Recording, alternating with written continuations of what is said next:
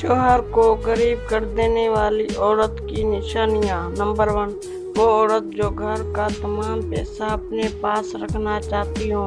Number 2، وہ عورت جو ہمیشہ مرد کو لالچ دے، ان کو باتوں کو کہ وہ غیر اخلاقی طریقے سے پیسے کمائے اور مجھے پیسے دے۔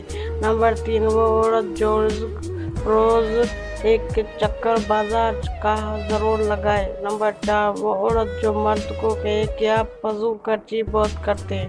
نمبر 5، وہ عورت جو اپنی سہیلیوں پر زیادہ خرچ کرے۔ نمبر 6، وہ عورت ہے جو ہمیشہ اپنے پاس موبائل پیکج رکھے۔ وہ عورت جو ہمیشہ کپڑوں میں زیادہ دلچسپی رکھتی ہو۔ وہ عورت جو میک اپ اور ان سے جڑی ہوئی دوسری چیز خریدنے میں زیادہ غیرت رکھتی ہو۔ وہ عورت جو ہمیشہ اپنے خاوند پر شکوہ کرتی ہو۔ وہ عورت جو مال کے زیادہ خرچانا پسند کرتی ہو۔